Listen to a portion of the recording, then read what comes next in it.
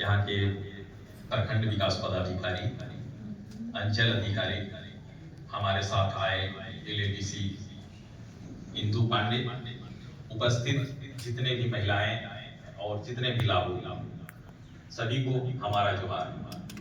आज ये सशक्तिकरण शिविर जो है, ऐसे सशक्तिकरण शिविर डालसा की ओर से, जिला विधिक सेवा प्राधिकार की ओर से हर 6 महीना में एक बार ये कार्यक्रम सभी प्रखंडों में किया जाता है। जैसा कि आपको अभी इंदु पांडे ने बताया कि डालसा जो है सो प्रशासन और न्याय दोनों को आपके लिए एक पुल बनाती है और आपको उसका लाभ देती है।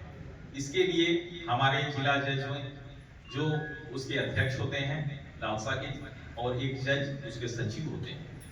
इसमें आपको सभी तरह के सेवाएं प्रदान की जाती है। जैसे आप गरीब व्यक्ति हैं, आप वकील नहीं रख पा रहे हैं, तो आपको एक आवेदन देंगे आप, और आपको डालसा की तरफ से एक वकील उपलब्ध करा दिया जाएगा जिसका शुल्क सरकार देगी। इस तरह आपको वहां से, अगर गरीब व्यक्ति हैं तो वहां से आपको कोर्ट फीस भी आपको उपलब्ध कराया जाता है। आपको मुआवजा पीड़ित प्रतिकार, जो ऐसे व्यक्ति होते हैं जिनके साथ दुर्व्यवहार हुए रहता है और शोषित होते हैं, पीड़ित होते हैं, उनको भी वहां से मुआवजा दिया जाता है। इस तरह बहुत सारे कार्य जो डालसा करती है। जैसे कोई किसी को सब जगह से दिक्कत हो जाता है, कहीं से कोई रास्ता नहीं होता है, तो आपके लिए डालसा खुला हुआ है। वहां आपको हर तरह की मदद मिलेगी। आप माताएं हैं, आप शक्ति का स्वरूप हैं, आप सशक्त रहेंगे तो आप सभी लाभ ले पाएंगे। और इसी कारण हम लोग आपको समय समय पर ये जानकारी देते हैं कि कानून क्या है, सरकारी लाभ क्या है, सरकार की योजना क्या है। आप इनसे अगर अवगत होंगे, जानकार रहेंगे, तो आप सभी लाभ ले पाएंगे। आज हमारे बीच बहुत से ऐसे कुरीतियां हैं, जैसे डैम बिसाही प्रथा, मानव तस्करी, बाल विवाह जैसे प्रथाएं हैं, जो कि तभी उन्मूलन हो सकते हैं जब आप सशक्त होंगे। एक मां सशक्त होती है, पढ़ी लिखी रहती है, तो उसके बच्चे पढ़ते हैं और अच्छे शिक्षा प्राप्त करते हैं। उस तरह अगर एक महिला सजग रहेगी घर में, तो वो परिवार पूरी तरह से सजग रहेगा। तो जिला प्रशासन और न्याय प्रशासन का यही उद्देश्य रहता है कि आप लोग को कानून के बारे में जानकारी दें और योजनाओं के बारे में जानकारी दें। आज हमारे बीच बहुत से ऐसे डैम बिसाही प्रथा आप देख रहे हैं कि बराबर ये घटना हमारे बीच में घट रही है। तो इसके सूत्रधार कौन होते हैं? अगर हमारी महिला माताएं अगर थोड़ी सा सतर्क रहें तो इस घटना पर रोक लगाया जा सकता है, क्योंकि डैम बिसाही कोई चीज नहीं होती है। आप भी आज के इस परिवेश में अच्छी तरह से जानते हैं। तो ऐसी स्थिति में अगर कोई बीमार पड़ता है तो हम उसको कह सकते हैं, सुझाव दे सकते हैं कि तुम अस्पताल में जाओ, अच्छे इलाज कराओ। आप सब अस्पताल, सदर अस्पताल या सरकारी अस्पताल से अवगत हैं, आपको सारी सुविधाएं वहां मिलती हैं। तो हम उनको वहां भेजें और वहां जाएं और उनका उपचार कराएं, न कि हम लोग झाड़ फूक ओझामती के चक्कर में पड़े।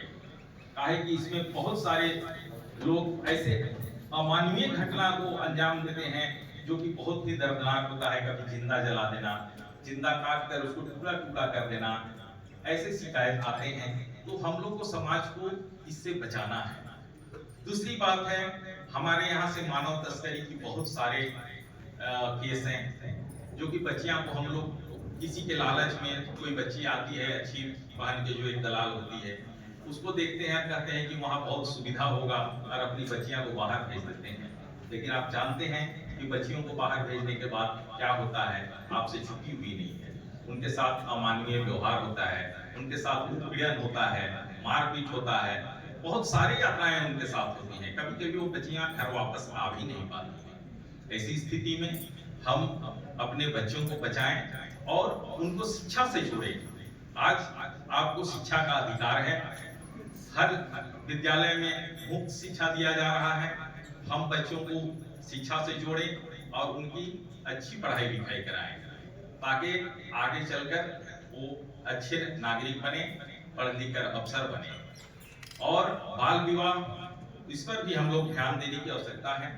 बाल विवाह आप जानते हैं कि बच्चे समय में अगर विवाह उनका हो जाए तो वो विवाह बहुत लंबे समय तक नहीं टिकता है, इसलिए कि उस समय बच्चों की परिपक्वता जो है वो नहीं पूर्ण रहती है और इसी कारण सरकार उसको एक आयु निश्चित किया है।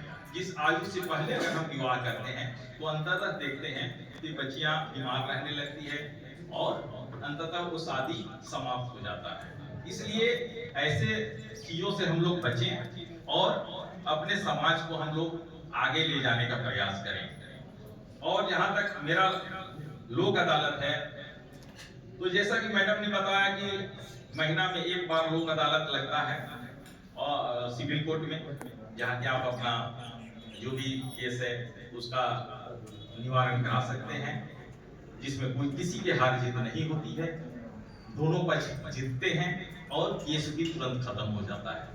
राष्ट्रीय लोक अदालत 3 महीना में लगता है, उसमें भी आप अपना केस रख सकते हैं। जो कंपाउंडेबल केस है, सुलहनीय केस है, उसको वहां आप रख सकते हैं। और उसके बाद इससे भी और एक बेहतर है कि हमारा अस्थायी लोक अदालत, अस्थायी लोक अदालत प्रत्येक दिन आपके लिए खुला रहता है, प्रत्येक कार्य दिवस पर कार्य करता है। आप उसमें बिना शुल्क 1 रुपया लगे बगैर अपना आवेदन अपने से लिख के दीजिए, अपना केस स्वयं लड़िए, अपना बात स्वयं रखिए और अपना फैसला स्वयं जमा करिए। और हमारे यहाँ जो भी